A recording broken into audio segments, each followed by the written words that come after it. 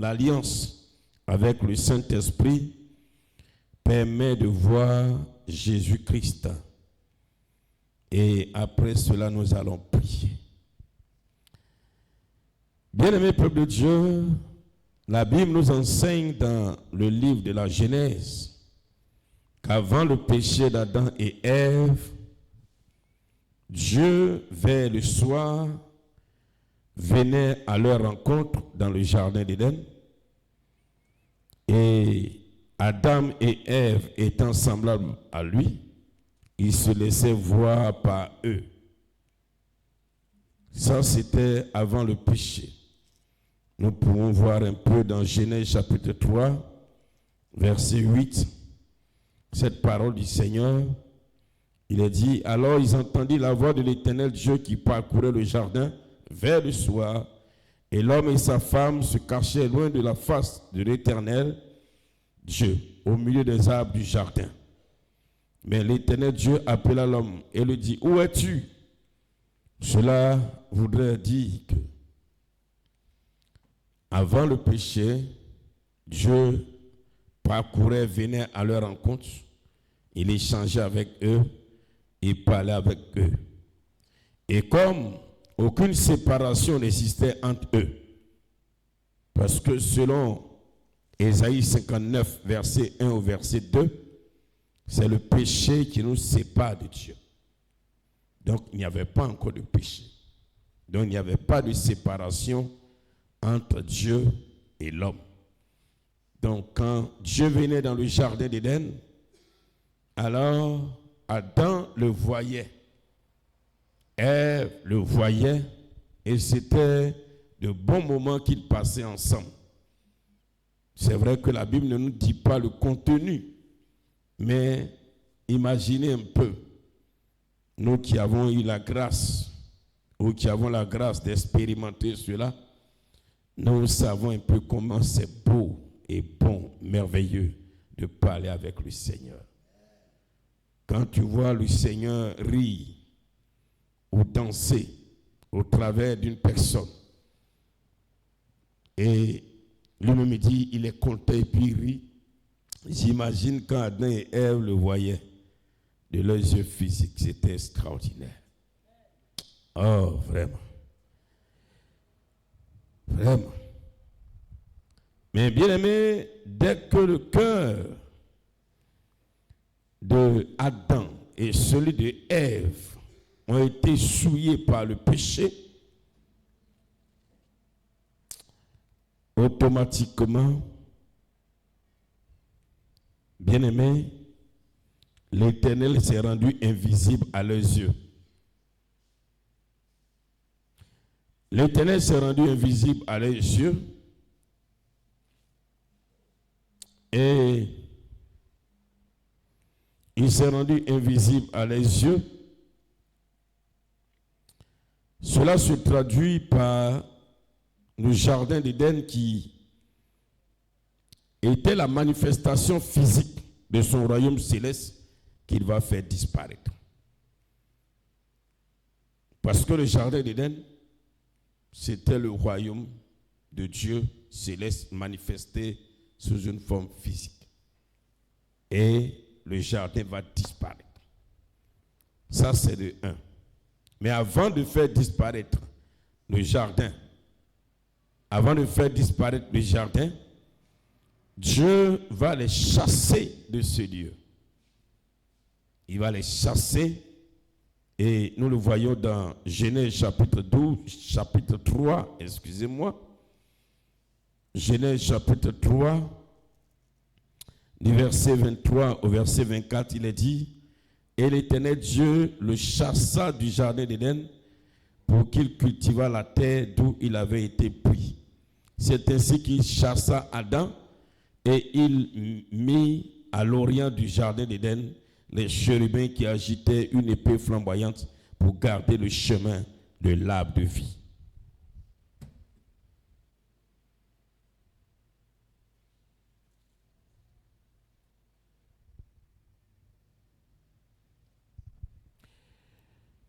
Alléluia.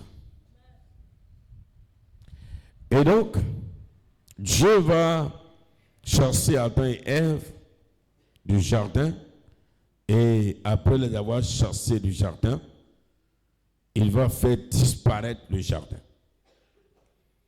Aujourd'hui, malgré toutes les recherches, c'est vrai que les archéologues ont démontré ça et là, mais personne ne peut situer de façon précise là où se trouvait le jardin d'Éden. Personne. Il y a plusieurs archéologues qui ont donné des situations géographiques. Tantôt c'est en Turquie, tantôt c'est en Arabie Saoudite, tantôt c'est en Afrique ici, voilà, tantôt c'est en Éthiopie, tantôt c'est en Égypte, tantôt c'est en Israël. Personne ne sait. Hein? Chacun il va de son commentaire et de son analyse. Dieu va faire disparaître le jardin. Et là, à partir de ce péché, Dieu ne se fait plus voir. C'est fini. Et bien aimé, le grand problème que l'homme a eu dans le jardin d'Éden, comme je l'ai une fois enseigné ici, quand Dieu a créé l'homme, dans le cœur de l'homme, il y a ce qu'on appelle la chair. Et c'est la chair de l'homme qui est, bien aimé, qui amène l'homme, qui est la source de tout ce que l'homme peut manifester comme désir, comme amour, comme tout ce qu'on peut imaginer. Et cette chair était pure. La chair était pure. La chair existait dans le cœur d'Adam. La chair existait, mais la chair n'était pas souillée. C'est la chair de Adam qui va le pousser, ou de Ève d'abord, qui va la pousser alors au péché, ainsi que celle de Adam. Et donc, quand la chair a été tentée et que la chair a succombé, automatiquement, la chair s'est souillée. La chair qui au commencement était pure, la chair est devenue souillée, et souillée pour toujours. Pour toujours.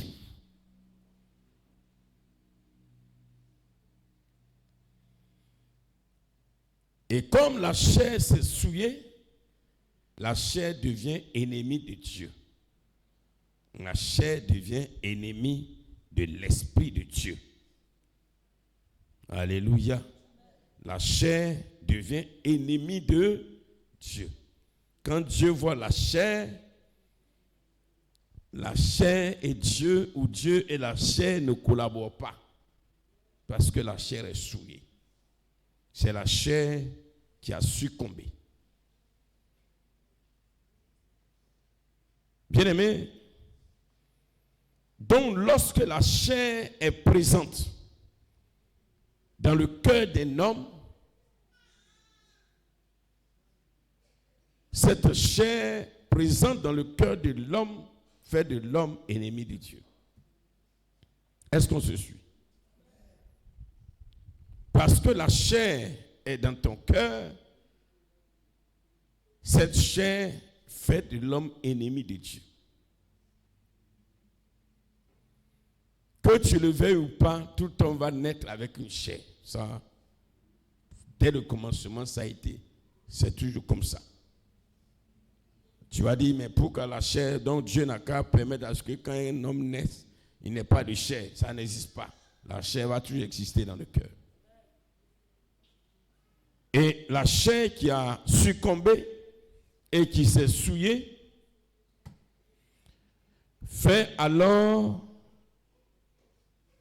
de l'homme ennemi de Dieu, parce que la chair est ennemie de l'Esprit de Dieu. Alléluia. La chair est ennemie de l'Esprit de Dieu. La chair est ennemie de Dieu. Donc si la chair est dans ton cœur et que la chair te domine, tu deviens ennemi aussi de Dieu. Ce que le Seigneur souhaite, c'est que la chair étant dans le cœur, que la chair ne te domine pas. Alléluia. Que la chair ne te domine pas.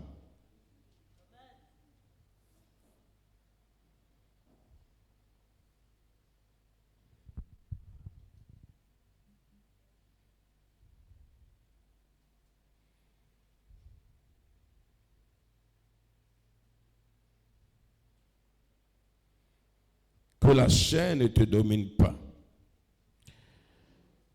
Bien-aimé, c'est pourquoi Romains chapitre 8,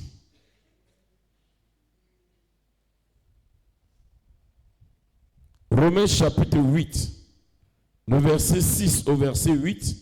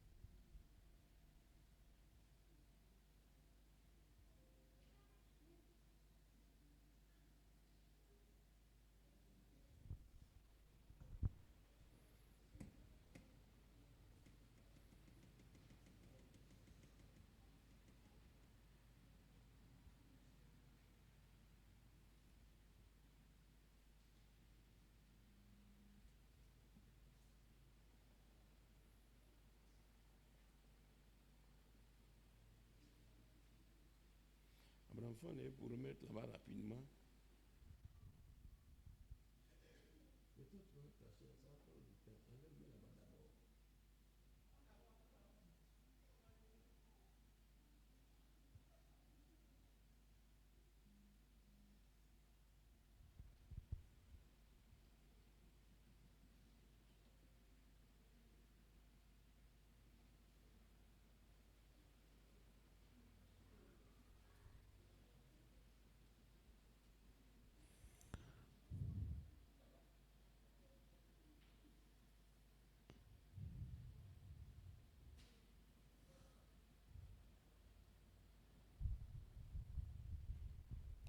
Ok, donc je reprends.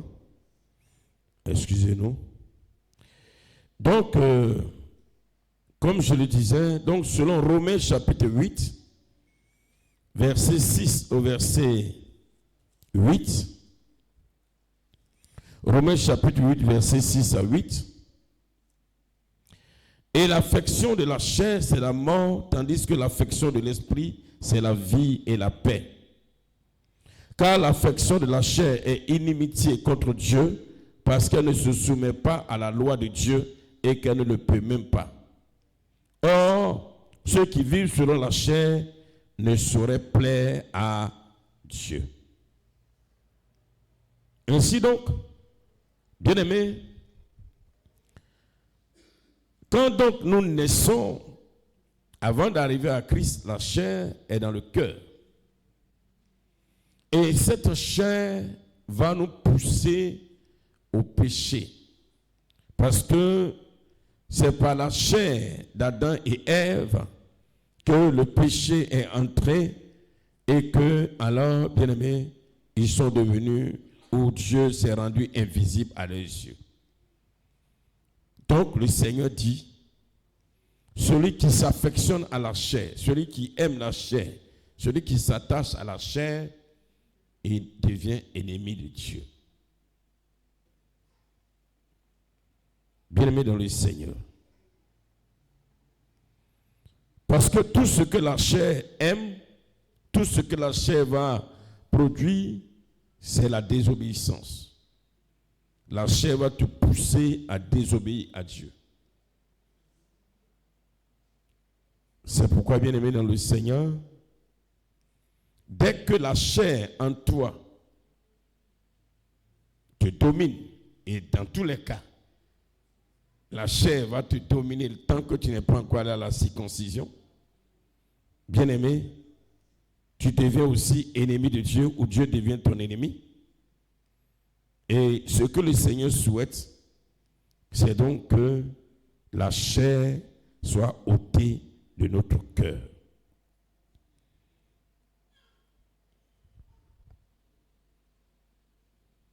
Alléluia.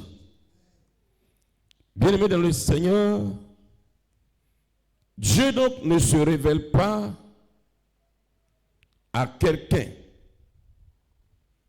en qui la chair est et que la chair domine. Dieu ne se fait pas voir à une personne qui est dominée par sa chair. Parce que la chair est ennemie de Dieu. Dieu cache sa face. Dieu ne se fait pas voir. Et qui parle de Dieu, parle de Jésus.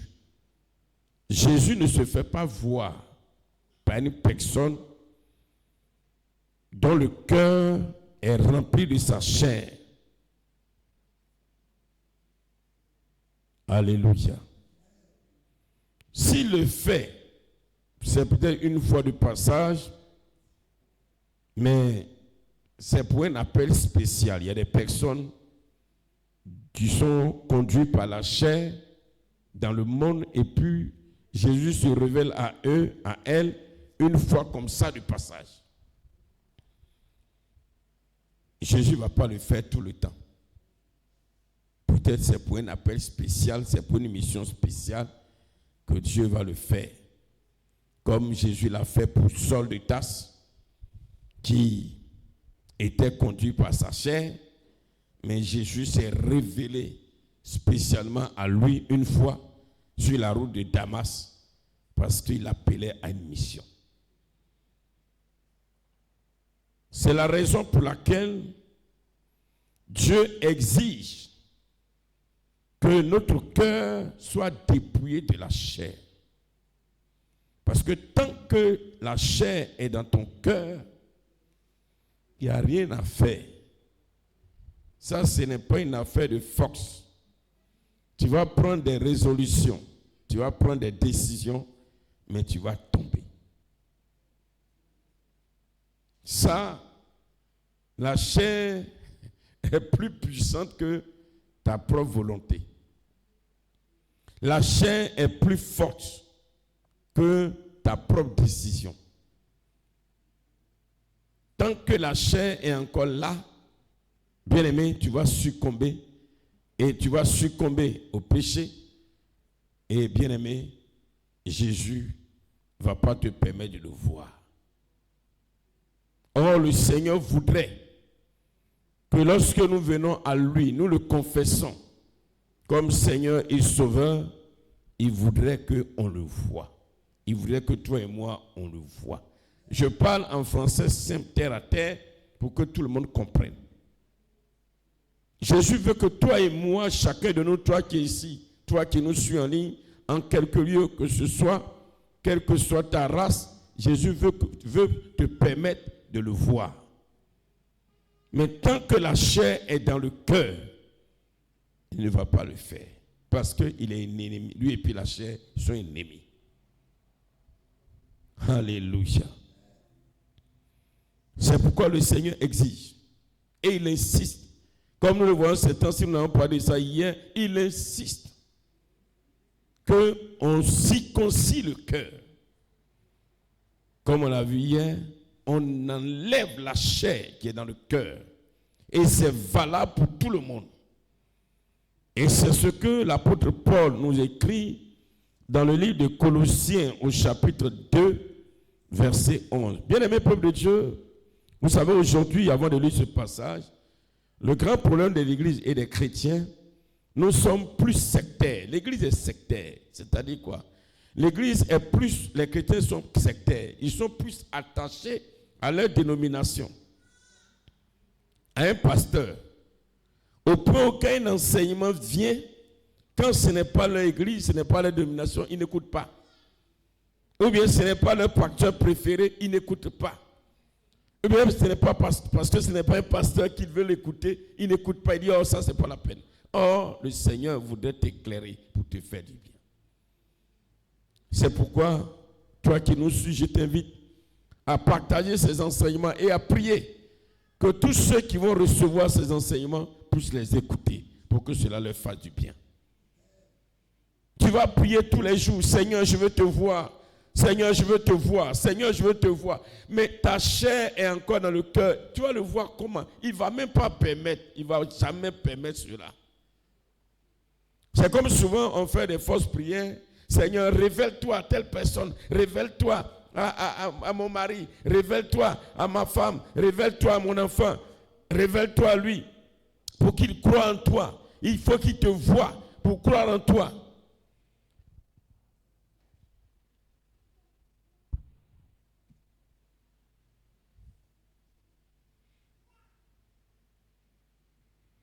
Il faut qu'il te voie pour croire en toi.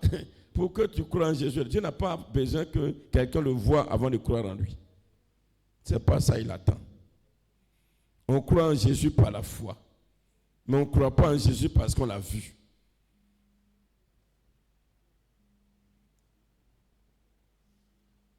Alléluia.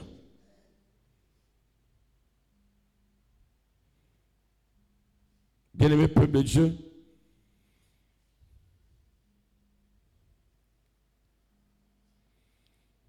bien-aimé peuple de Dieu, il est important que nous comprenions cela. Nous allons donc lire ce passage dans le livre de Colossiens au chapitre 2, le verset 11, qui parle alors du dépouillement du cœur, de la chair, de la circoncision du cœur. Colossiens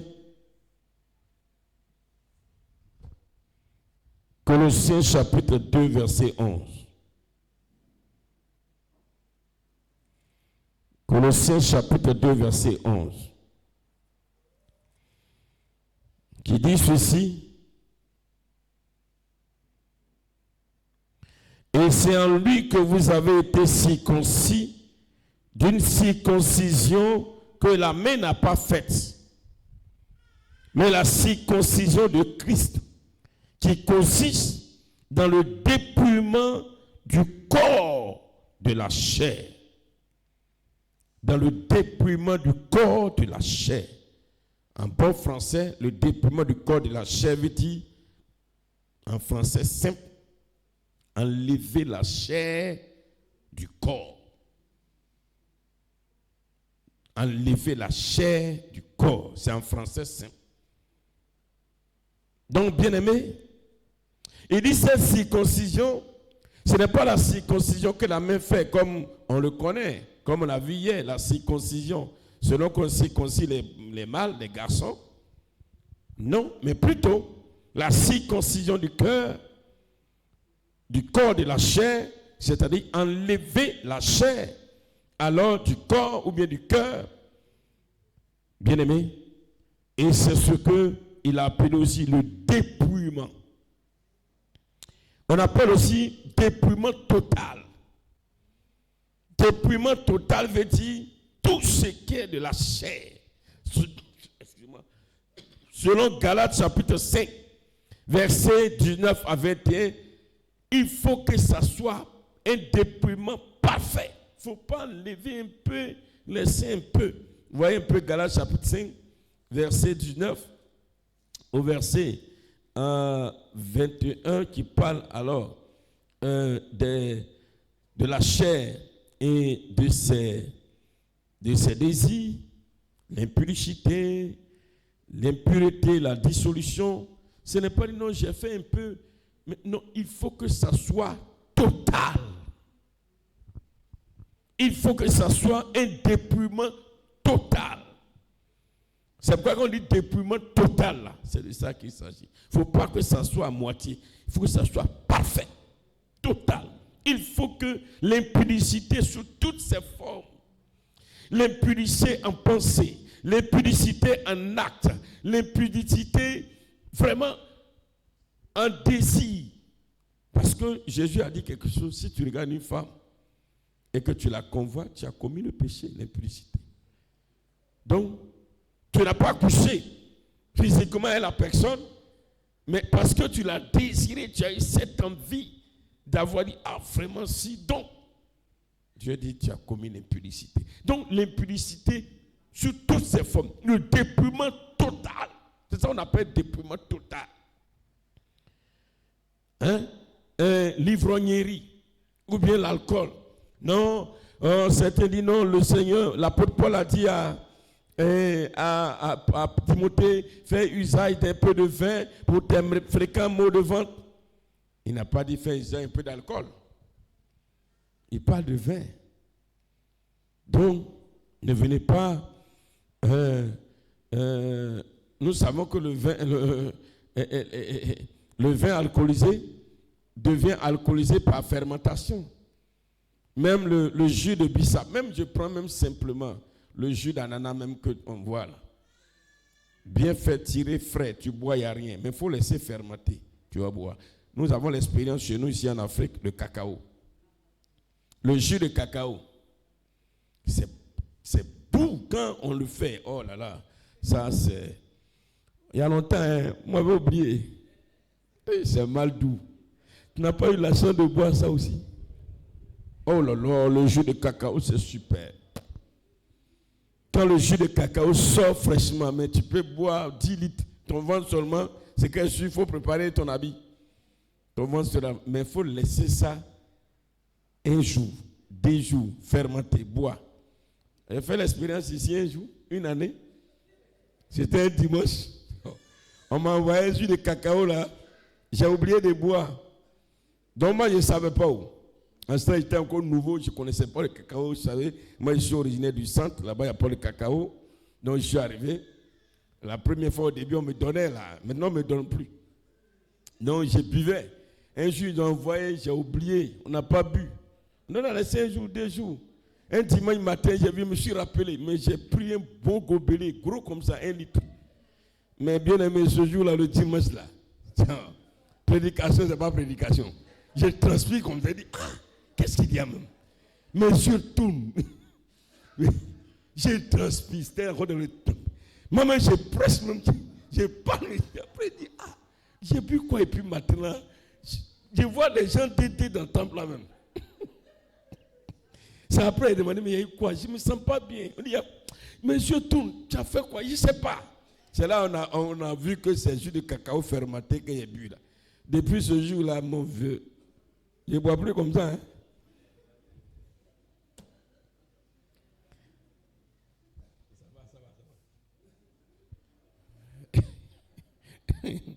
Alléluia. Donc, le dépouillement total.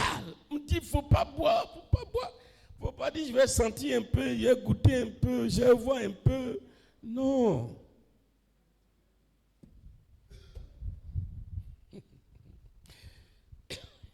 Il faut quitter dedans. Le dépouillement total. Voilà. C'est ce que la Bible nous dit. La Bible nous enseigne.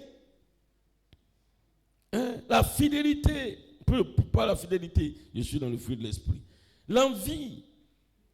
Les divisions. Il faut que ça soit total. Et c'est là que le Seigneur appelle circoncision. Et quand tu as ça, tu as enlevé ça. tu as circoncis ton cœur, tu t'es dépouillé de façon totale. Bien-aimé dans le Seigneur, alors la chair n'existant plus, qu'est-ce qui va se passer? Le Saint-Esprit va prendre toute la place. Mais avant d'arriver là-bas, l'apôtre Paul va encore plus loin en disant que celui qui n'a pas circoncis, hier on a vu, quand tu n'as pas circoncis ton corps, on appelle comment? On t'appelle comment? Païen. Mais l'apôtre Paul encore va ajouter quelque chose d'autre. Il dit, en plus d'être païen, dans même Colossiens chapitre 2 verset 11,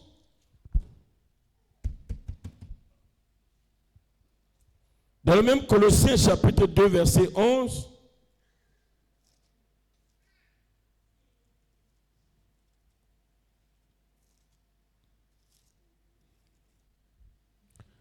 dans même Colossiens chapitre 2 verset 11, il va dire quelque chose.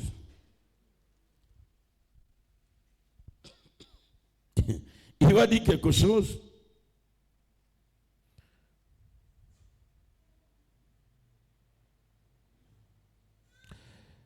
C'est en lui que vous avez été circoncis d'une circoncision.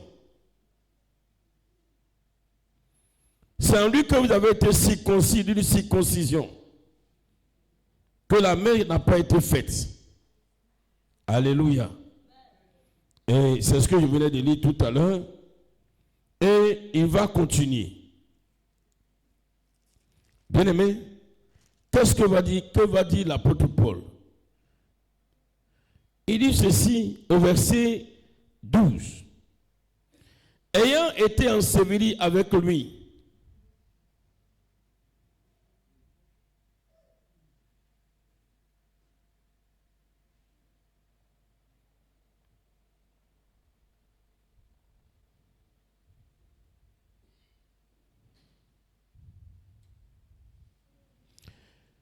ayant été enseveli avec lui par le baptême,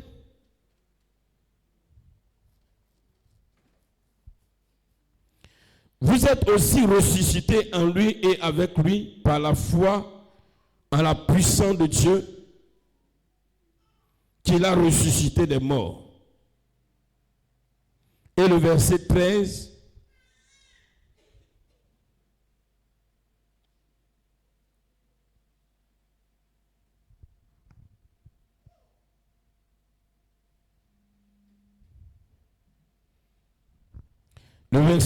vous qui étiez morts, écoutez le verset 13.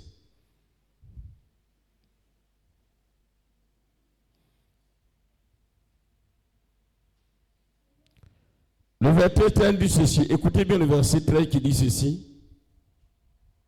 Colossiens 2, verset 13. Vous qui étiez morts par vos offenses, et par l'incirconcision de votre chair,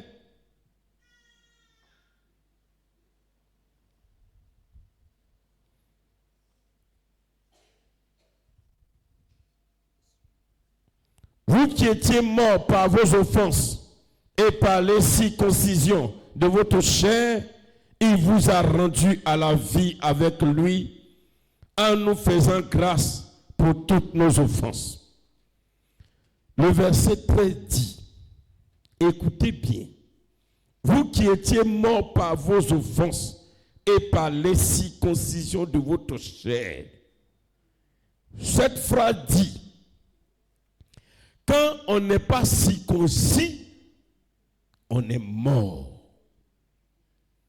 Vous qui étiez morts par vos offenses et par l'incirconcision de votre chair, il vous a rendu à la vie avec lui.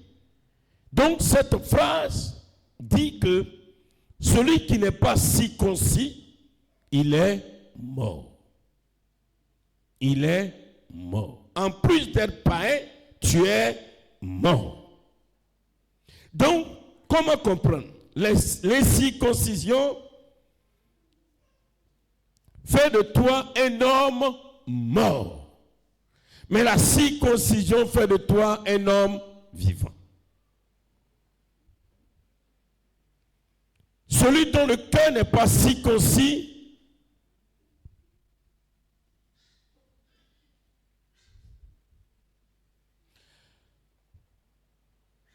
celui dont le cœur n'est pas circoncis, il est mort. Si la chair est encore dans ton cœur, tu es mort.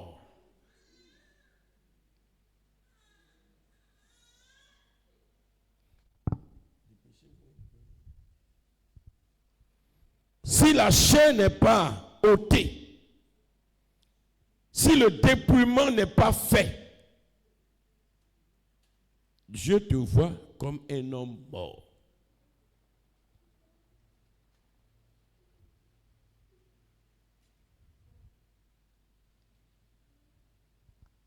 Les gens te voient comme un vivant, mais tu es mort.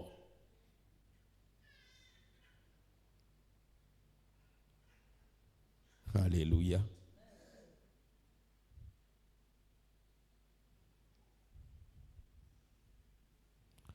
Alléluia. Excusez-nous un peu parce qu'on veut permettre à tout le monde d'être...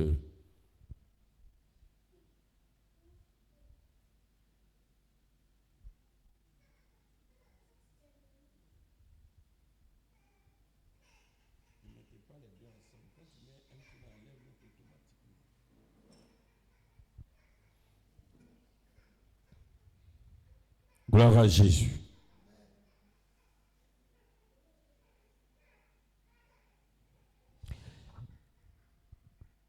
Colossiens chapitre 2, verset 13 nous fait comprendre simplement que quand ton cœur n'est pas circoncis, tu es mort. Physiquement, tu es vivant. Mais spirituellement, tu es mort. Alléluia. Je reprends. Colossiens chapitre 2, verset 13 nous dit que vous qui étiez morts par vos offenses et par l'incirconcision de vos cœurs, cela veut dire que si tu n'es pas circoncis de cœur, Dieu te voit comme une personne qui est morte. Physiquement, tu es vivant, mais spirituellement, tu es mort.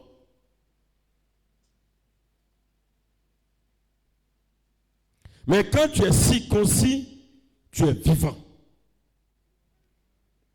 Qu'est-ce que tu veux? Tu veux être un mort ou bien tu veux être un vivant? Si tu veux être vivant, que Dieu te considère vivant, il faut que ton cœur soit circoncis. Il faut qu'il y ait le dépouillement du cœur. Or, dans Luc chapitre 10, verset 38, le Seigneur nous dit que Dieu n'est pas le Dieu des morts, mais il est le Dieu des vivants. Un peu pour dire que si tu n'es pas circoncis, il n'est pas ton Dieu.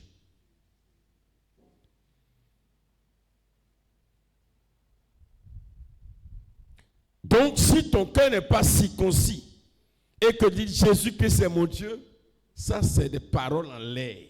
Lui, il ne se considère pas comme ton Dieu. Il n'est pas le Dieu des incirconcis.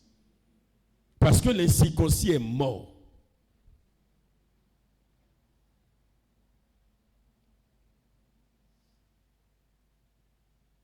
Amen, amen. Donc si Jésus n'est pas ton Dieu, parce que tu es incirconcis, qui est ton Dieu alors? C'est qui? C'est qui?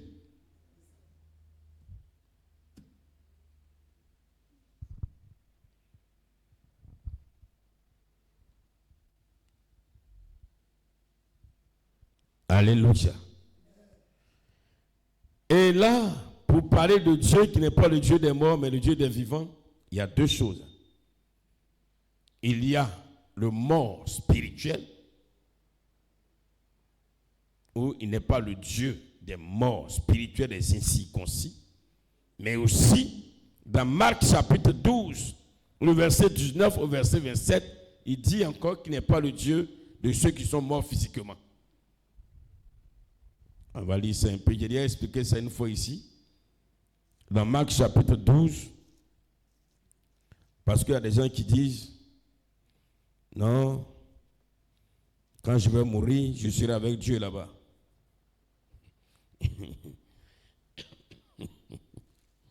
Et tu seras au paradis. Mais Dieu, il est le Dieu de ceux qui sont circoncis ici, qui sont sur terre. Marc chapitre 12, verset 19. Je vais lire jusqu'au verset 27 pour comprendre.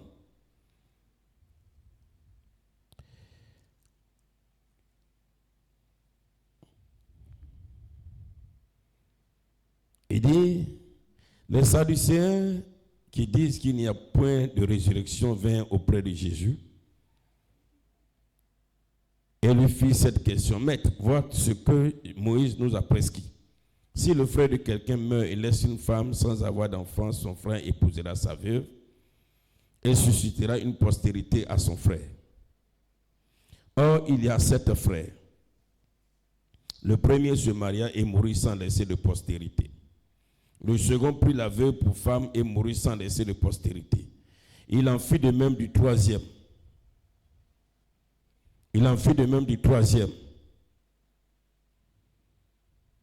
Et aucun des 7 ne laissa de postérité après eux tous.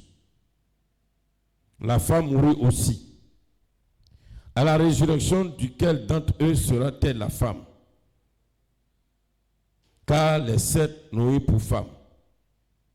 Jésus leur répondit, n'êtes-vous pas dans l'erreur?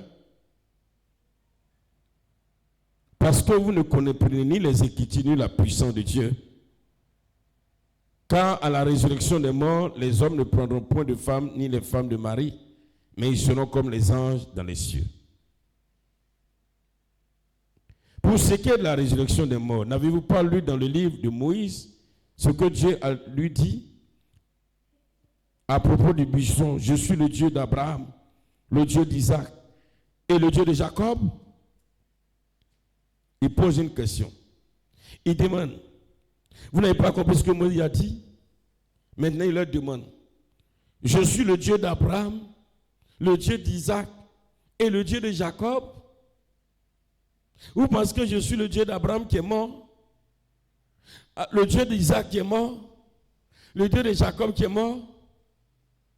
Et lui, il va répondre pour dire, Dieu n'est pas le Dieu des morts, mais des vivants. Donc vous êtes grandement dans l'erreur. Il est en train de dire qu'il est le Dieu des circoncis. Donc si tu meurs là, mon frère, tu es mort, tu es mort. Alléluia. Tu es mort là, tu es mort. Il est le Dieu de ceux qui sont sur terre, qui sont circoncis.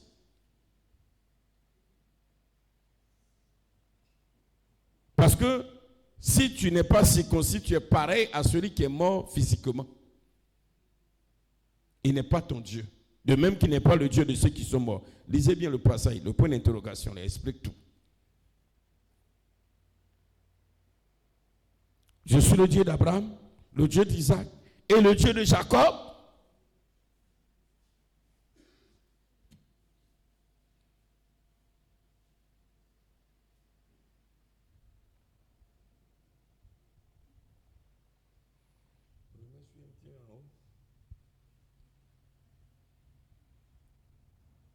Je suis le Dieu d'Abraham, le Dieu d'Isaac et le Dieu de Jacob. Dieu n'est pas le Dieu des morts, mais des vivants. Il est le Dieu des circoncis, de ceux qui ôtent la chair de leur cœur. Bien-aimé peuple de Dieu,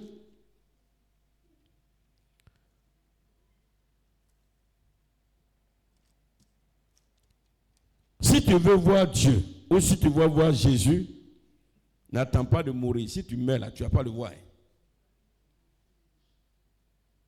Ça, c'est une vérité biblique. Si tu attends que non, c'est quand je vais mourir, je vais aller au paradis, je vais voir Dieu là-bas, je serai là-bas, il est mon Dieu. Il n'est pas le Dieu de ceux qui sont morts. Tu seras au paradis là-bas. Tu seras comme un ange là-bas. mais il n'est pas le Dieu de ceux qui sont là-bas. Ne nous trompons pas. Je n'ai pas dit que le paradis n'existe pas. Hein. Le paradis existe. Mais il n'est pas le Dieu de ceux-là. Ceux qui sont morts, ils sont en train de se reposer là-bas, c'est fini pour eux. Mais le Dieu de ceux qui sont sur terre, dont le cœur est circoncis, qu'il la considère, qu'il appelle les vivants. Bien-aimé. Et donc, quand le cœur est circoncis et que Dieu t'appelle vivant, il est ton Dieu. Et comme nous l'avons vu hier, à partir de là, il tisse alliance avec toi. Suivez, nous terminons. Et c'est là que nous allons bien comprendre le message, le thème. Il tisse alliance avec toi. Parce que tu es vivant. Il n'y a pas la chair. La chair a été enlevée. La chair qui fait de toi ennemi de Dieu a été enlevée. La chair qui est ennemie du Saint-Esprit a été enlevée. Tu n'es plus conduit par la chair. Tu n'es plus ennemi de Dieu. Tu es en alliance avec Dieu. Tu es vivant. Et il dit, il est ton Dieu. Et s'il est ton Dieu, bien-aimé, voici ce qu'il va faire. Le Seigneur s'est révélé à Paul. Hein? Le Seigneur s'est puissamment révélé à Paul. Il va dire ceci. Puisque donc la chair n'existe plus et que il est ton Dieu, si la chair n'existe plus, c'est le Saint-Esprit qui va prendre toute la place. Amen. Amen. Parce que ou bien c'est le Saint-Esprit, ou bien c'est la chair. Si la chair n'existe plus, le Saint-Esprit va prendre toute la place. Or, le Saint-Esprit, c'est Jésus-Christ. Or, Jésus-Christ qui vient prendre toute la place, c'est ce que le Seigneur explique à l'apôtre Paul et nous dit. Jésus donc va venir habiter en nous. La place qu'occupait la chair, le Seigneur va occuper cette place-là. Alléluia. Suis bien. La place qu'occupait la chair, le Saint-Esprit va occuper cette place. Totalement. Il dit, bon, comme le cœur ne peut pas rester vide et que la chair a été enlevée et que la chair a été ôtée, il faut que le Saint-Esprit vienne occuper toute la place de la chair. Et le Saint-Esprit vient habiter en nous. Or, le Saint-Esprit, c'est Jésus. Or, si le Saint-Esprit vient habiter dans notre cœur, comme nous l'avons vu avant-hier, le cœur et l'esprit sont liés. Le cœur et l'esprit sont liés. Et si le Saint-Esprit vient habiter notre cœur, le Saint-Esprit sera totalement lié à notre esprit. Alléluia. Parce que quand la chair était là, la chair qui est dans le cœur est liée à ton esprit et il te pousse au péché. Mais quand la chair est enlevée et que le Saint-Esprit vient prendre toute la place, le Saint-Esprit maintenant est lié à ton esprit et c'est lui qui te conduit.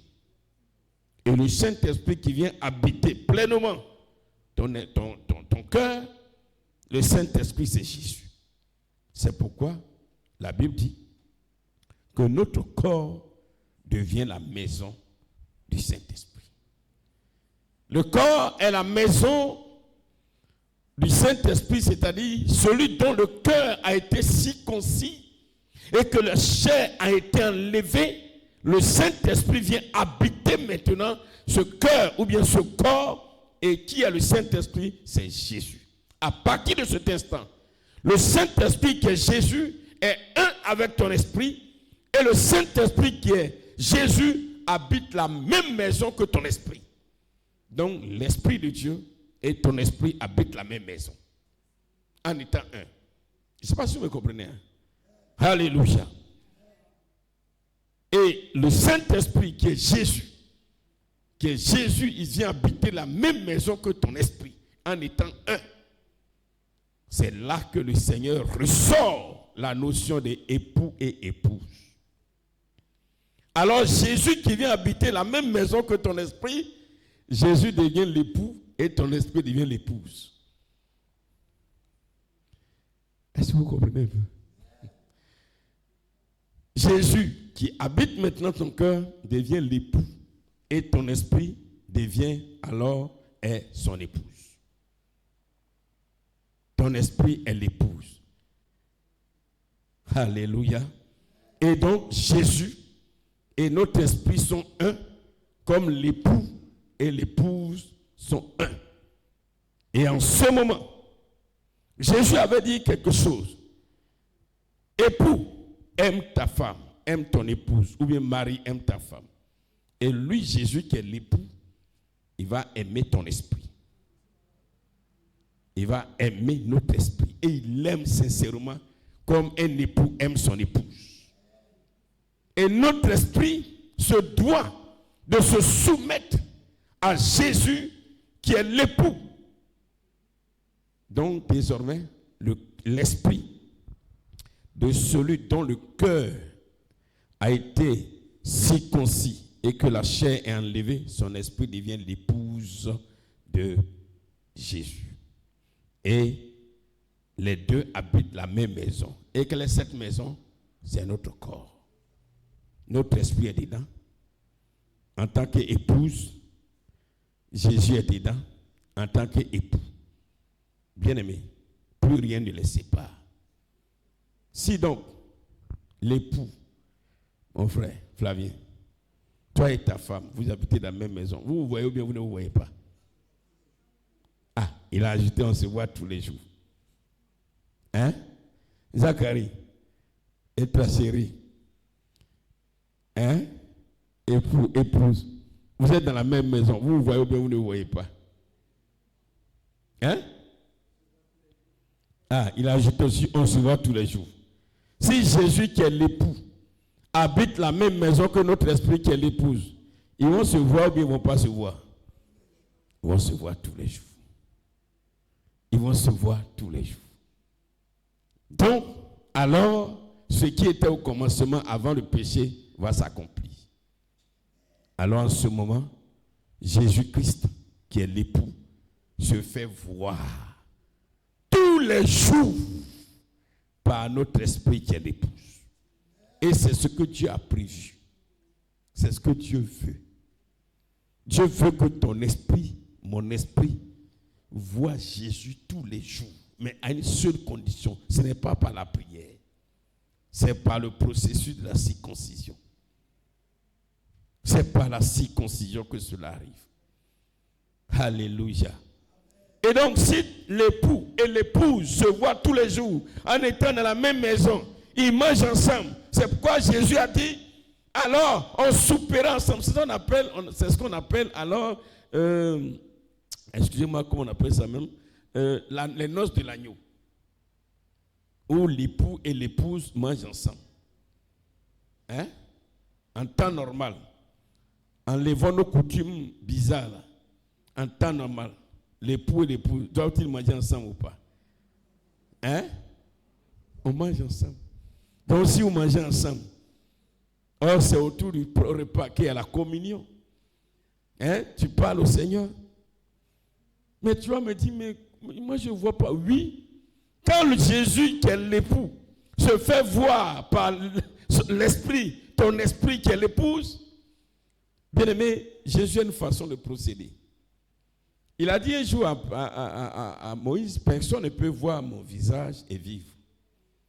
Donc, il va se révéler à ton esprit sous plusieurs formes, plusieurs aspects. Que ce soit dans les songes ou dans les visions, il va se révéler à toi. Tu vas le voir. Mais il faut avoir le discernement pour savoir que c'est ton époux. C'est un peu ce qu'il a fait quand il est ressuscité. Quand Jésus est ressuscité, il a apparu plusieurs fois aux apôtres. Mais chaque fois qu'il apparaît aux apôtres, il change de visage. Donc il ne le reconnaissait jamais. Il ne reconnaissait pas le maître. il marche avec des disciples sur le chemin d'Emmaüs. C'est un autre personnage, un visage, un jeune homme. Il parle à lui. Oh, c'est Jésus. Jésus se retrouve au bord du lac de Génézareth, le lac de Galilée ou bien le lac de Génézareth. Il est en train de braiser du poisson. Pierre et Jean et autres, ils sont dans la barque en train de pêcher. Il parle avec eux. Ils viennent. Ils ne savent même pas que c'est lui. Ils changent de visage seulement. Donc ils n'ont même pas reconnu jusqu'à Jésus. Il en est puissant encore. Comme on le dit en Côte d'Ivoire, il est fort. C'est un stratège. Amen, amen, amen.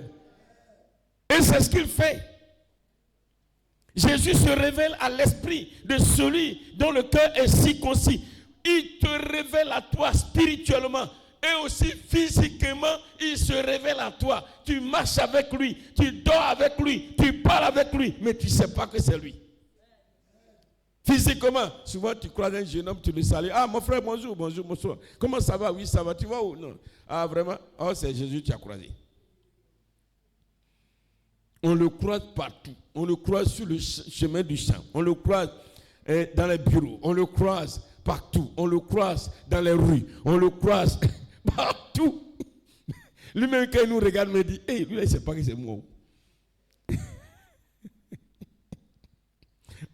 Il prend toutes les formes possibles. Voilà, il prend un poussin qui vient là. Toi, c'est lui. Hein? Un aigle, c'est lui. Hein? Comme Élie. Dieu, qu'on appelle ça même, le corbeau, c'était le Seigneur. Et toi, tu es là, Seigneur, je veux te voir. Il dit, si tu disais que tu me vois tous les jours, tu ne sais pas que c'est moi. C'est pourquoi il a dit un jour, Jésus a dit, alors vous direz, il dit quoi là? Il dit un jour, j'étais malade, tu m'as soigné. Et il dit, mais à quel moment? Il dit, telle personne t'a soigné, c'était moi. J'avais soif, tu m'as donné à boire. Telle personne, c'était moi. Jésus. Spirituellement, il se révèle. Physiquement, il se révèle. Spirituellement, il se révèle. Comme aujourd'hui, j'ai fait un son, je me suis réveillé, j'ai ri. Moi, j'étais là, j'expliquais à mon frère, il dit, mais quand je marchais la journée, et puis l'Esprit de Dieu me dit, mais c'était moi. Il me dit, c'était moi, Jésus. J'étais dans un combat, et puis, c'était bizarre ce combat-là, m'a tellement fait rire. Mais il a dit, Jésus, tu es puissant. Il y a quelqu'un qui venait m'attaquer dans le son. Il venait contre moi. Et c'est comme si j'avais un ordinateur. Et l'ordinateur, j'ai programmé les choses dedans. Et puis j'ai laissé. Et puis tout ce que j'ai programmé que quand il va venir contre moi, là, ce n'est pas une balle, mais c'est, vous connaissez les chauves-souris. C'est les chauves-souris qui vont partir sur lui. Donc j'ai programmé pour et puis j'ai laissé. Quand il venait contre moi, là, en même temps, l'ordinateur, le seul a déclenché. Et puis, il envoie les chauves-souris. Donc, les chauves-souris tombent sur vous, les chauves-souris. Des milliers de chauves-souris viennent sur toi. Est-ce que tu peux tenir? Et puis, il s'en va. C'est la journée, là, j'étais là, je pensais toujours à ce songe. Et puis, le Seigneur me dit, mais l'ordinateur, c'est moi. Il dit, hé!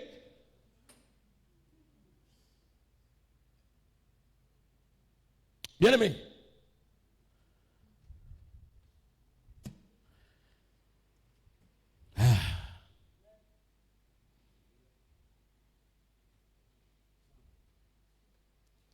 De Dieu, le Seigneur veut que nous le voyions. Le Seigneur veut que nous le voyions. Et il se fait voir par celui dont le cœur est circoncis. Il a plusieurs manières de se révéler et de se faire voir. Ou bien parce que tu veux le voir comme Ésaïe l'a vu. Dans Ésaïe chapitre 6, oh, je veux voir le Seigneur assis sur son trône. C'est là que je saurai que j'ai vu le Seigneur. Il dit non, c'est pas comme ça. C'est pas comme ça. peut être une lumière, ça peut être dans ton son quelqu'un qui prend n'importe quel visage, qui peut prendre le visage du prophète Élie, ça peut prendre le visage de telle personne. Souvent les gens disent, moi j'ai fait un son, papa tu étais venu chez moi, c'est pas moi. Hein? Moi je dormais. C'est le Seigneur. Hein? Alléluia. Oh, je ne sais pas, Seigneur, j'ai fait un son, et puis j'ai trouvé un bâton. Quand j'ai pris le bâton, et puis j'ai tapé le bâton. Le bâton de Moïse, c'était le Seigneur. Le bâton de Moïse, c'était le Seigneur. Amen, amen, amen. Mais non, moi je ne vois pas, vous voyez le Seigneur, moi je ne vois jamais le Seigneur. Tu es sûr que tu n'as jamais vu le Seigneur? Tu es sûr que tu n'as jamais vu le Seigneur?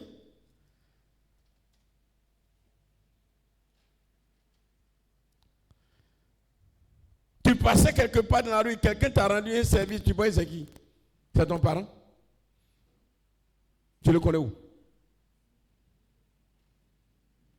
Hein? Quelqu'un a défendu ta cause, tu le connais où?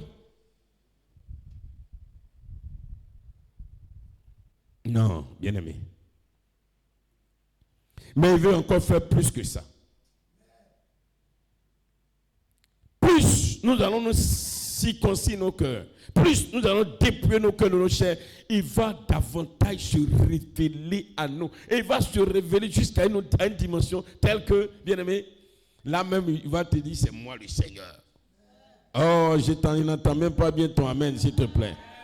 Oui, le Seigneur va t'amener à un niveau, à un stade où lui-même va te dire, c'est moi Jésus-Christ. Il va t'appeler, mon fils, ma fille. Ah, comme on dit plus ma fille, mais c'est pas grave.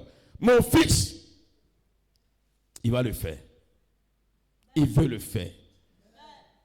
Parce que, bien aimé, lui c'est un bon époux. Hein. C'est pas un époux qui découche, mais c'est un époux fidèle. Amen. C'est un époux fidèle qui est toujours avec son épouse. La main dans la main. Jésus n'est plus notre ami. Hein. Je vais te décourager un peu. Depuis sa résurrection et que le Saint-Esprit est venu, Jésus n'est plus notre ami. Je vais vous expliquer ça un jour. Il est notre époux. Il était l'ami des apôtres, des premiers. Eux là, il était leur ami. Mais nous là, c'est notre époux. Il est notre père. Il est notre époux. Alléluia. Alléluia. Il est notre époux. Et mon esprit, ton esprit, se doit d'être l'épouse. Que Dieu nous bénisse. Dieu veut t'accorder cette grâce, bien-aimé. Dieu veut nous accorder cette grâce. Alors, de le voir en tant qu'époux, il veut que nous le voyions, Jésus-Christ de Nazareth, en tout temps et en tout lieu, partout, en quelque lieu que ce soit.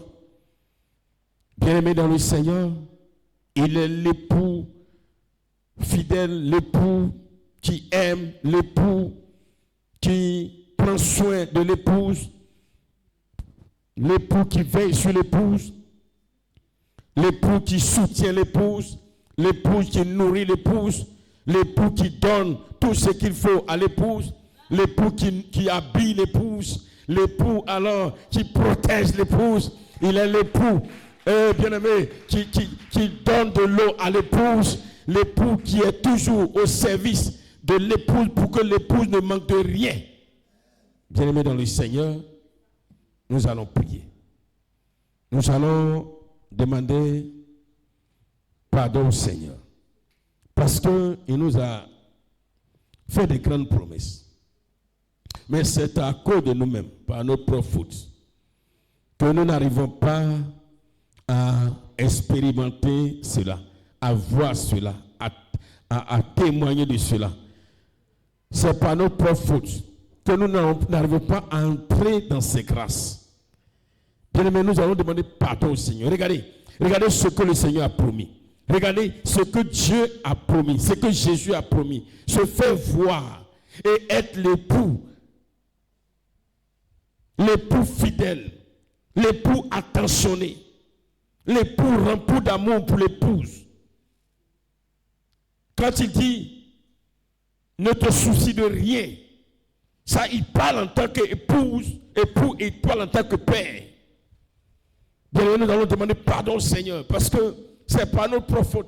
Nous refusons de circoncire nos cœurs de façon totale, de pratiquer le dépouillement total. Et ce qui nous fait perdre toutes ces grâces. Approchons-nous de Dieu. Demandons pardon au Seigneur. Prions le Seigneur, prions le Seigneur.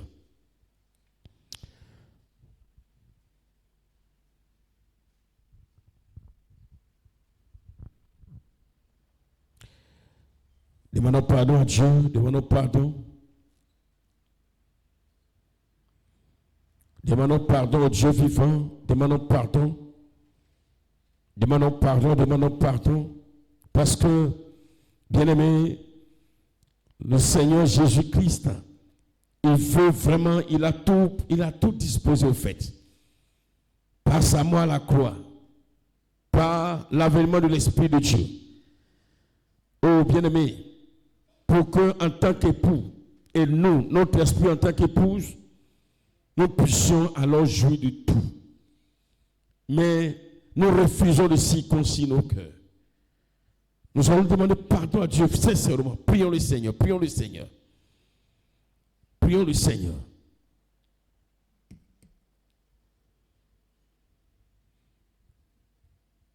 Prions le Seigneur. Demandons pardon au Seigneur. Demandons pardon au Seigneur. Demandons sincèrement pardon à Dieu.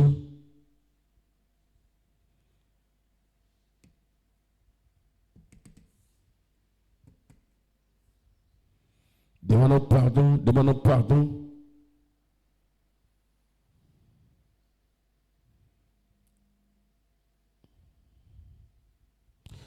Demandons pardon à Dieu, frère.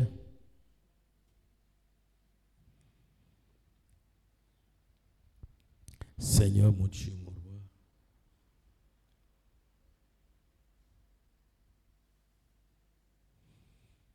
Demandons pardon au Seigneur.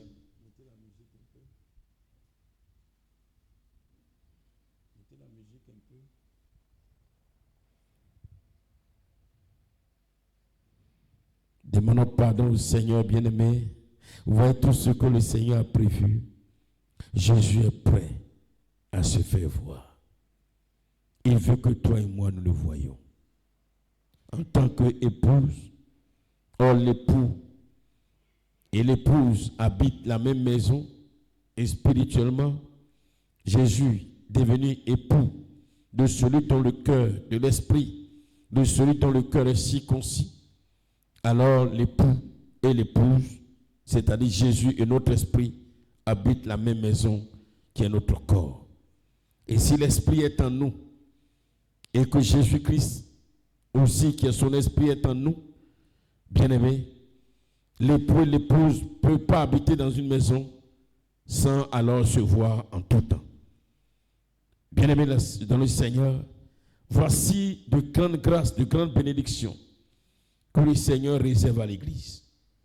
C'est pourquoi l'Église a une grâce particulière. C'est-à-dire ceux qui ont le cœur vraiment circoncis, ceux qui sont dépouillés, le cœur de la chair, bien-aimés, ils bénéficient d'une grâce immense.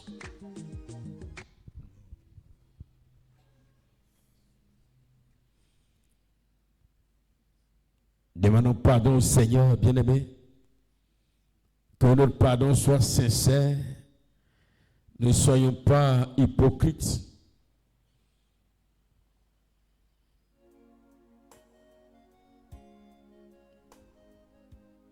Demandons pardon au Seigneur, bien-aimé dans le Seigneur. Demandons pardon à Dieu. Demandons pardon au Dieu Tout-Puissant, au Dieu de grâce. Demandons-lui pardon, frères et sœurs.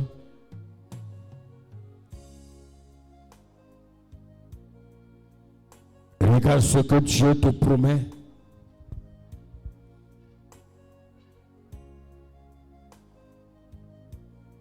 Regardons toutes les grandes promesses du Seigneur.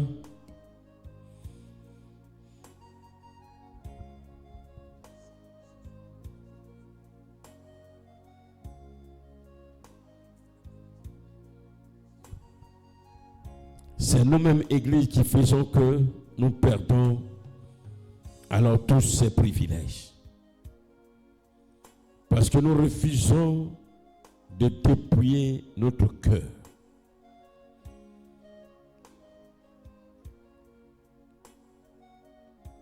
D'ailleurs, nous avons une mauvaise compréhension de beaucoup de choses et nous n'avons pas la révélation de ce que le Seigneur enseigne.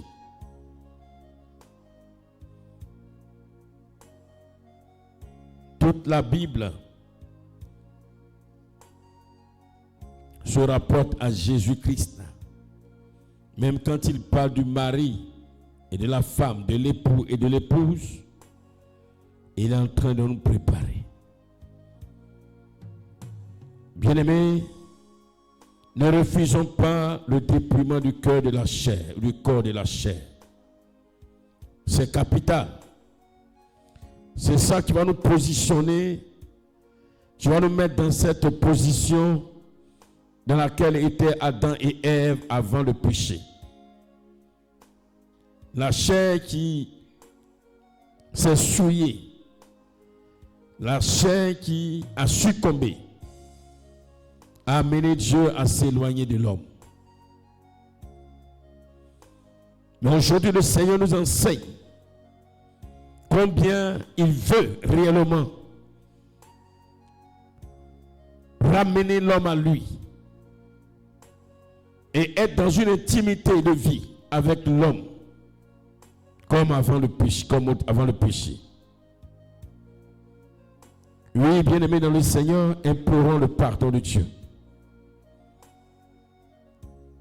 Et pendant que nous prions, nous demandons pardon, nous allons encore élever nos voix et demander au Seigneur de nous aider. Parce que vois l'objectif du Seigneur et vois les promesses de Dieu, les bénédictions de Dieu. Il est nécessaire pour toi et pour moi que nous dépouillions notre corps de la chair. Regarde que tu vois Jésus. Que Jésus se laisse voir. Que Jésus te permet de le voir. Y a-t-il plus grande bénédiction que ça? Que Jésus soit ton époux et l'époux de ton esprit. Aujourd'hui, tout le monde veut se marier. Les sœurs veulent se marier parce qu'elles ne veulent pas être seules. Et le Seigneur veut être avec notre esprit en tant qu'époux. Demandons au Seigneur de nous aider afin que nous pratiquions le dépouillement total. Élevons nos voix, prions le Seigneur. Ô éternel Dieu tout-puissant, roi des rois, Dieu vivant, Dieu de grâce. Éternel Dieu de majesté, Dieu de fidélité, Dieu d'amour, Dieu de compassion. Seigneur, je te prie pour moi, pour mon frère, pour ma soeur, pour ton église à travers le monde. Jésus-Christ de Nazareth, tu veux te révéler, te faire voir. En tant qu'époux, tu veux permettre à l'épouse de te voir. D'ailleurs, l'époux et l'épouse habitent la même maison. Et Seigneur mon Dieu, l'époux qui habite la même maison que l'épouse, Seigneur mon Dieu, les deux se voient en tout temps, les deux se voient à tout moment. C'est pourquoi, Seigneur, tu es venu habiter notre corps, prenant toute la place, ô Seigneur, de la chair dans notre cœur, pour être alors avec notre esprit dans notre corps qui est la maison de Dieu. Seigneur, s'il te plaît, aide-moi, Papa. Aujourd'hui, plus que jamais, tu me fais comprendre ta parole et tu m'amènes à entrer, oh Seigneur mon Dieu, dans les profondeurs de ta parole. Tu m'amènes en eau profonde, Seigneur mon Dieu. Je veux vraiment vivre, oh Seigneur, en étant totalement dépouillé du cœur, de la chair, ô éternel Dieu, Père éternel, Dieu de gloire, tant que la chair est là, je suis ennemi de Dieu. Parce que la chair est ennemie de l'Esprit de Dieu, Seigneur. Je te prie, aide-moi, Papa. Je te prie, éternel Dieu vivant, Dieu puissant. Je te prie, éternel Dieu d'amour, Dieu de compassion, Dieu de fidélité, Dieu de grâce, Dieu de majesté, Seigneur. Oh Seigneur mon Dieu, merci Papa, au nom puissant de Jésus-Christ. Amen. Bien-aimé, pour que bien-aimé, la chair soit, il y aura des tentations. Nous avons prié tout à l'heure, mais nous allons prier encore pour le même sujet. Tu vas prier le Seigneur qui te donne de triompher de toute forme de tentation. Prie le Seigneur au nom de Jésus. Oh Père éternel Dieu, s'il te plaît, élève la voix. Je te prie, Dieu vivant, Dieu puissant. Je te prie, éternel Dieu puissant, Dieu de gloire. Le diable qui veut m'éloigner de toi et qui veut m'empêcher de te voir, Seigneur, viendra sous toutes les formes pour me tenter. Mais Seigneur, donne-moi de triompher de toute tentation au nom de Jésus-Christ. Éternel, je te prie, Adonai, je t'implore, Dieu vivant. Oui, Seigneur, s'il te plaît, manifeste ta grâce dans ma vie, Père. Éternel, Dieu des armées, Dieu de compassion, Dieu de fidélité, Dieu de grâce, Dieu de justice, Dieu qui sauve, le Dieu qui a franchi. Donne-moi d'avoir la victoire, Seigneur, sur la tentation.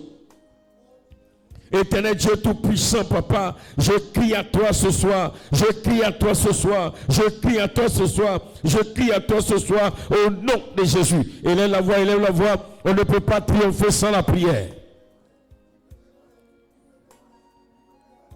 Oh, toi qui nous suis, élève la voix, regarde, il faut que tu triomphes de la tentation pour que alors, bien-aimé, ton esprit ne soit pas ennemi. Alors, pour ne pas que, oh, Dieu soit ennemi de ton esprit.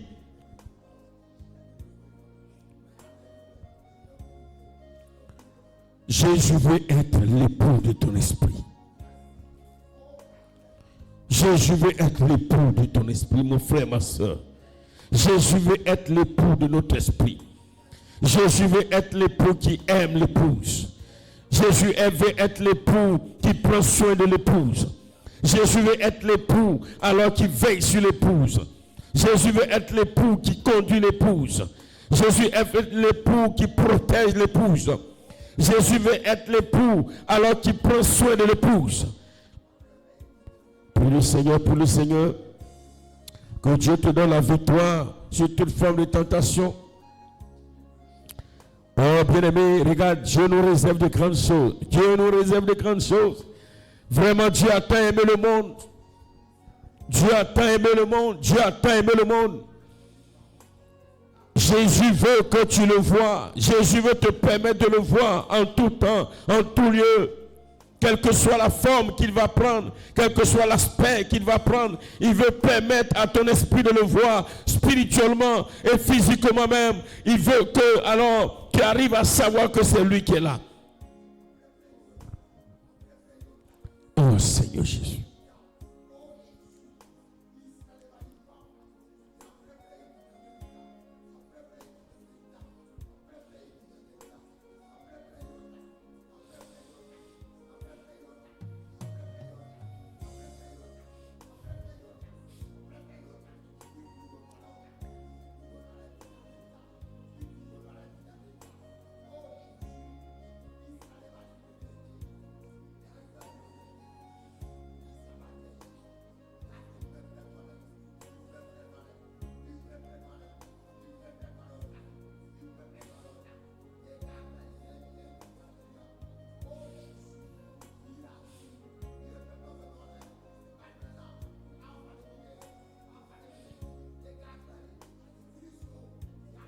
Amen.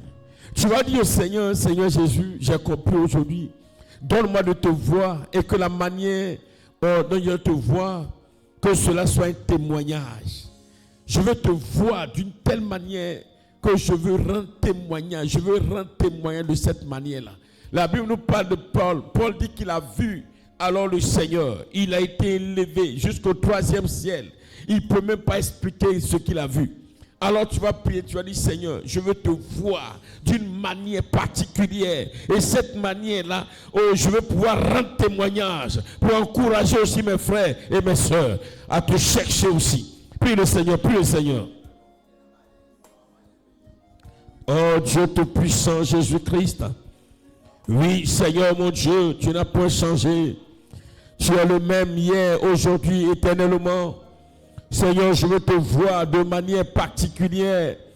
Non pas pour que je sois enflé d'orgueil, mais je veux que la manière, oh Seigneur mon Dieu, oh que tu me donnes, dont je te verrai, Seigneur mon Dieu, que cette manière-là soit un témoignage.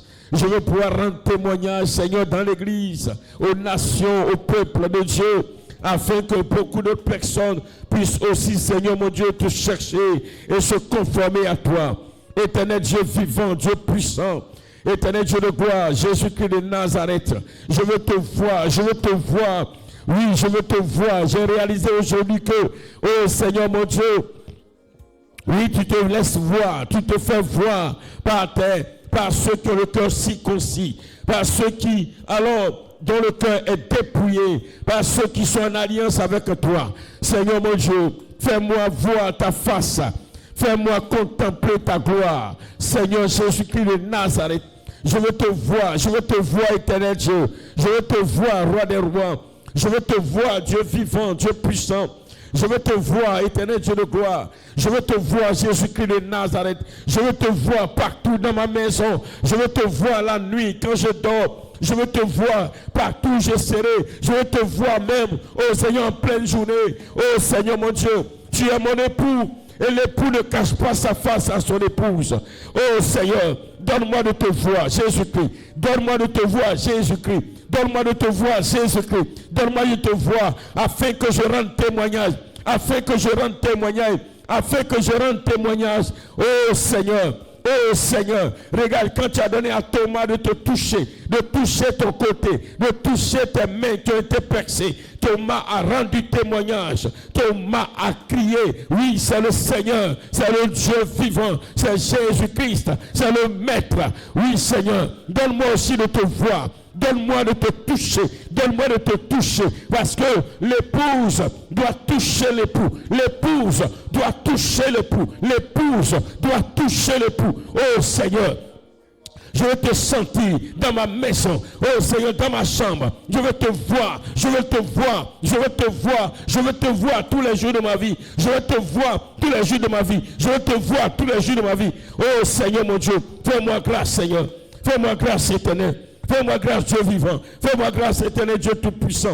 Je suis ton épouse. Oh Père éternel. Oh Jésus-Christ. Oh Jésus-Christ. Oh Jésus-Christ. Oh Jésus-Christ. Je veux te voir réellement. Je veux te voir réellement. Il faut que je vois pour que je rende témoignage. Je vais rendre témoignage. Quand on me dira, tu adores un Dieu que tu ne vois pas. Je dois le dire, je l'ai vu. Je l'ai vu. Non pas seulement à travers la Bible, mais je l'ai vu. Il est venu dans ma maison. Il m'a touché. Il m'a parlé. Il m'a touché. Il m'a parlé. J'ai senti sa main. J'ai senti son regard. J'ai vu son regard. Oh Seigneur, je te prie ce soir. Éternel Dieu vivant. Éternel Dieu puissant. Éternel Dieu de gloire. Éternel Dieu de majesté. Je prie à toi ce soir. Au nom de Jésus. Au nom de Jésus. Je veux te voir assis à mes côtés, dans mes fauteuils. Je veux te voir, oh Seigneur mon Dieu, le Dieu merveilleux, le Dieu de gloire, le Dieu de majesté, le Dieu d'amour, le Dieu de compassion, le Dieu qui sauve, le Dieu qui a franchi. Père éternel, Dieu de gloire, je veux te voir.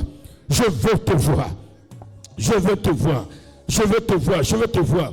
Je veux te voir. Quand je parlais de toi aux hommes, je dois parler d'un Dieu que j'ai vu. Je dois parler d'un époux que j'ai vu. Je dois parler de toi. Si on me demande comment est ton époux, comment est ton Dieu, comment est celui que tu adores, je dois pouvoir te décrire. Je dois pouvoir te décrire. Oh Seigneur mon Dieu, s'il te plaît, je veux te voir. Je veux te voir. Je veux te voir. Je veux te voir. Je veux te voir. Que ce soit en songe, en vision. Oh Père éternel, Dieu de gloire. Quel que soit l'aspect que tu vas prendre, quelle que soit la forme que tu vas prendre, il faut que je sache que c'est toi. Il faut que je sache que c'est toi. Il faut que je sache que c'est toi. Éternel Dieu vivant. Éternel Dieu puissant. Prie le Seigneur, prie le Seigneur. Prie le Seigneur, prie le Seigneur. Prie le Seigneur, bien-aimé, prie le Seigneur. Il ne suffit pas de demander l'argent, l'or, non. Il faut que tu vois ton époux.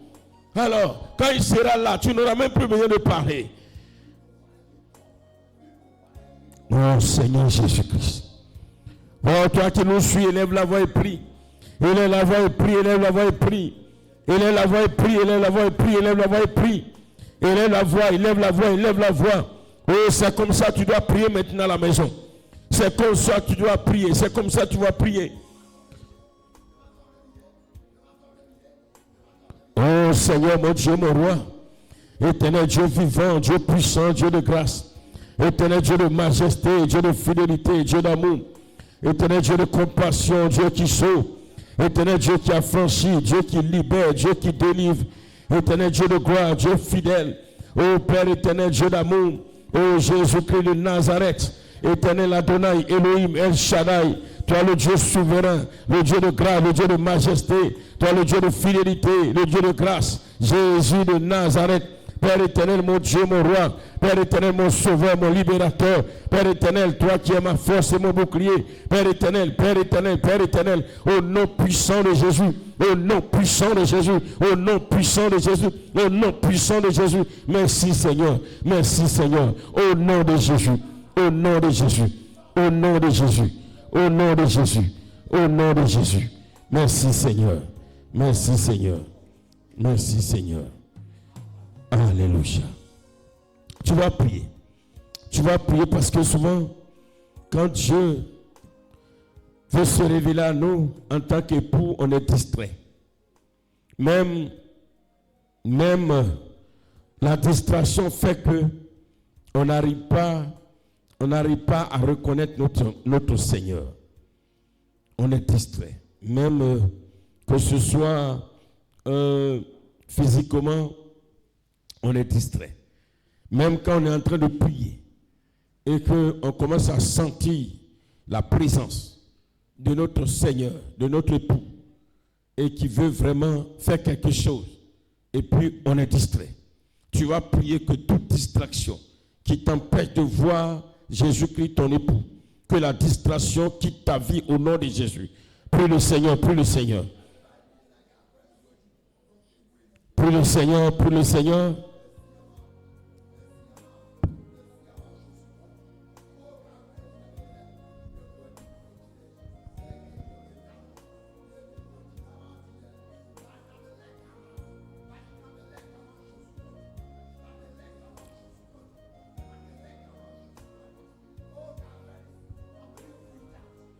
Oh Seigneur mon Dieu, toute distraction, bien-aimé, toi qui nous suis, il faut prier que toute distraction qui t'empêche de voir Jésus-Christ, toute distraction qui t'empêche de voir ton époux, que la distraction te quitte au nom de Jésus.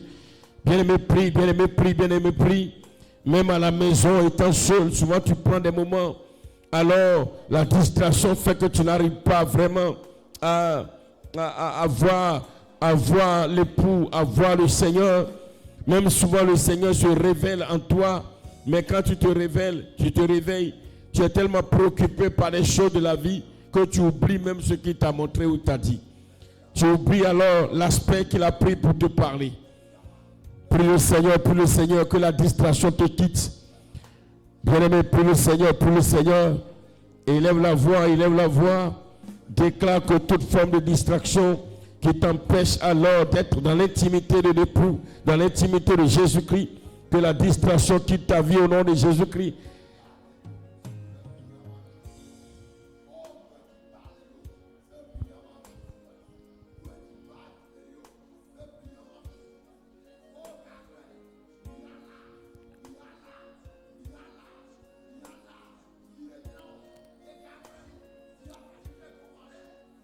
La distraction, la peur,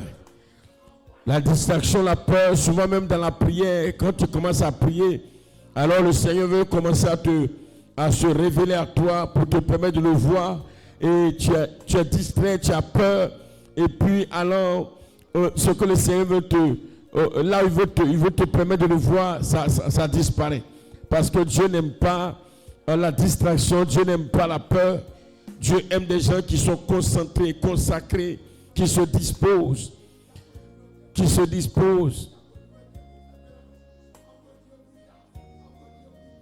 Tu vas chasser toute distraction de ta vie. Tu vas chasser toute peur de ta vie. Tu vas chasser toute peur de ta vie. Au nom puissant de Jésus. Élève la voix, frère. Élève la voix. Élève la voix, élève la voix. Élève la voix, que la peur, la distraction te quitte. Au nom puissant de Jésus-Christ de Nazareth.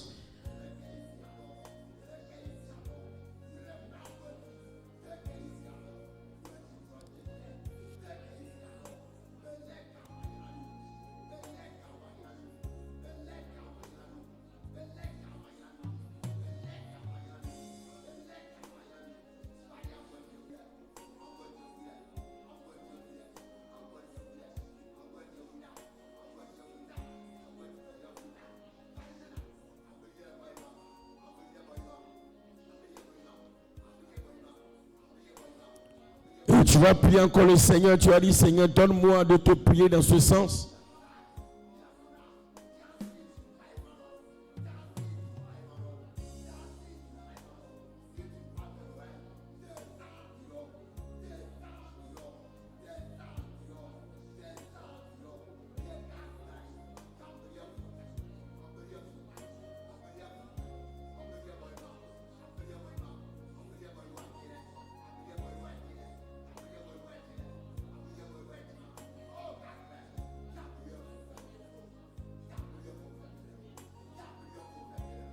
Pour le Seigneur, pour le Seigneur, pour le Seigneur, pour le Seigneur. Que le Seigneur t'aide maintenant à savoir prier. Que ta prière ne consiste pas à demander l'argent, à demander l'or, à demander les choses de la terre. Dieu n'aime pas ça. Il aime plutôt ceux qui prient et qui disent au Seigneur, Seigneur, je veux te voir. Seigneur, je veux que tu te révèles à moi. Seigneur, je veux parler avec toi. Seigneur, je veux échanger avec toi. Et puis dans ce sens, dis Seigneur, je veux te voir pour parler avec toi. Je veux causer avec toi. Viens dans ma maison. Pendant que je dors, je veux que tu me visites. Tu visites mon esprit car mon esprit est ton épouse. Viens parler à mon esprit. Viens échanger avec mon esprit. Viens donner des conseils à mon esprit. Parle, prie, prie, prie, prie. Voici, Seigneur, le prière que Dieu aime. J'aime qu'on le prie de cette manière. J'aime qu'on le prie et qu'on lui demande de venir nous parler, de venir parler à notre esprit, de venir donner des orientations à notre esprit, de venir se révéler à notre esprit, de venir conseiller notre esprit, de venir montrer la voie à suivre à notre esprit, qui vienne, même la journée, oh Seigneur, viens me conduire, quand partout je vais, je veux que tu viennes me guider, me diriger. Je veux te voir, je veux sentir ta présence. Oui, à travers un personnage, à travers une personne, à travers un événement, je veux sentir ta présence. Voici comment Dieu veut qu'on le prie. Voici comment Jésus veut qu'on le prie. Il est l'époux fidèle. Il est l'époux qui aime. Il n'a pas besoin qu'on le force. Ça vient de lui-même. Ça vient de son cœur. Ça coule en lui. Oh, cet époux qui n'attend pas que tu lui demandes de te donner à manger, il met tout à ta disposition. Il n'a pas besoin que tu demandes de te donner des vêtements. Il met tout à ta disposition. Ce qu'il veut, il veut que tu lui dises, mon époux, je veux parler avec toi. Mon époux, je veux entendre tes conseils. Mon époux, je veux entendre tes orientations. Je veux que tu viennes dans ma maison. Je veux te voir en train de... Viens t'asseoir au bord de mon lit. Je veux te parler. Je veux qu'à mon réveil, je sente que tu étais là. Oui, parle au Seigneur, parle au Seigneur. Oh Jésus de Nazareth. Mon époux, quand tu es en train de chasser mes ennemis, tu es en train de donner la victoire sur mes ennemis, je veux te voir agir, je veux te voir à l'œuvre. Je veux voir comment est-ce que tu opères. Je veux voir comment tu opères, comment tu détruis le pouvoir de mes ennemis, comment tu détruis alors le pouvoir de mes ennemis, tout ce que mes ennemis font.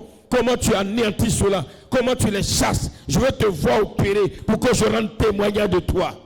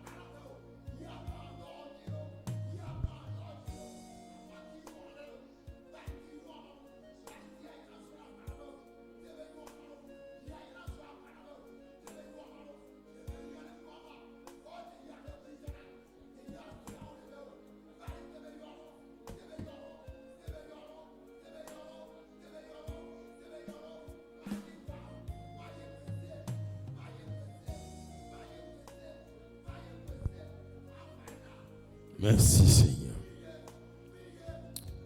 Amen. Amen. Alléluia. Je demande à Zacharie de venir prier. Viens prier. Prends le micro. Par rapport à ce que nous avons vu. Par rapport à ce que nous avons entendu.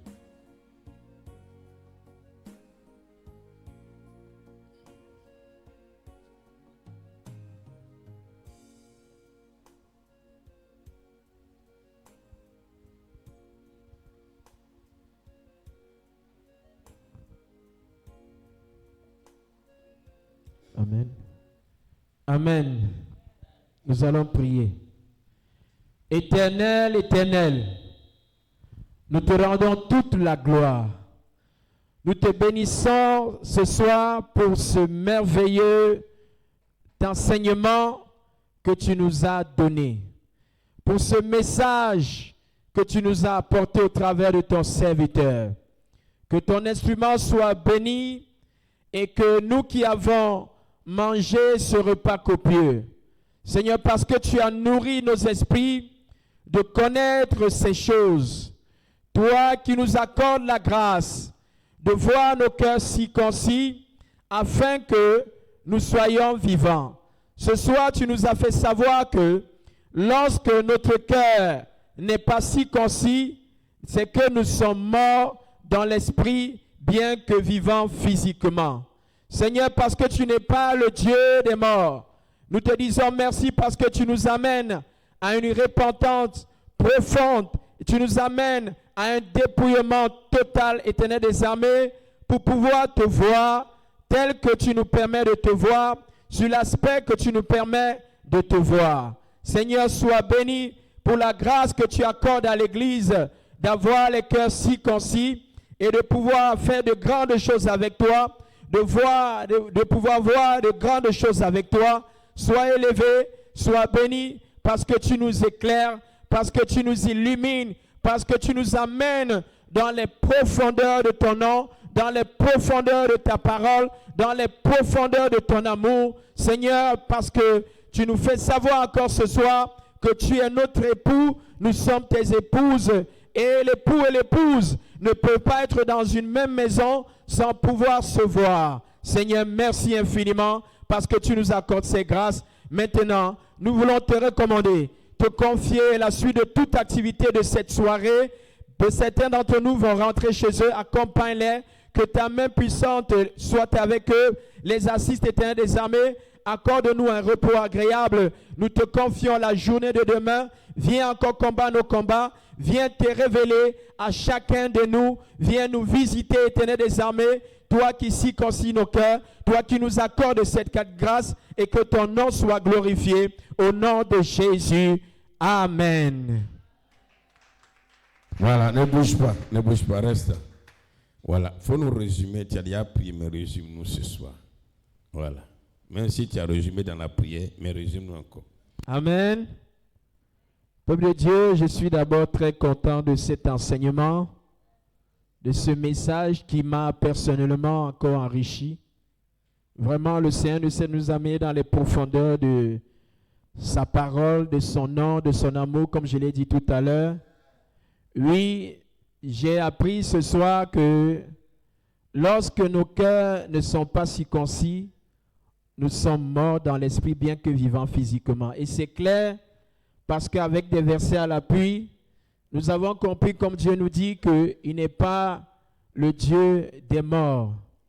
Lorsque notre cœur est circoncis, notre esprit est mort, notre esprit est dans les ténèbres. Et le Seigneur nous a fait comprendre qu'il veut nous ramener à l'initial, au temps d'avant, au temps d'Adam et Ève. Parce que Adam et Ève avaient la grâce que le Seigneur venait les rencontrer. Le Seigneur se révélait à eux, les visitait, ils pouvaient voir Dieu. Le Seigneur veut aussi que nos esprits soient circoncis pour que nous puissions revenir à cette initiale de le revoir.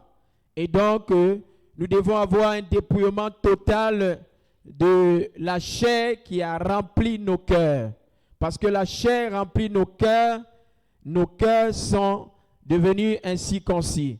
Donc Dieu veut que nous nous dépouillions totalement notre cœur de cette chair qui est ennemie à lui, qui est inimitié à lui, pour que nous puissions le voir sous la forme qu'il veut que nous le voyions. D'ailleurs, le Seigneur a eu l'habitude de se révéler à nous, mais nous n'avons pas eu l'occasion de le reconnaître. Il peut se révéler sous la forme d'un objet, sous la forme d'un humain, la forme qu'il veut, mais parce que nous avons été distraits, nous n'avons pas pu le reconnaître.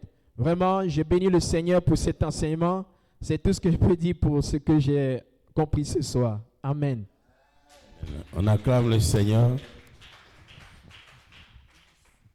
Ok, on fait une annonce.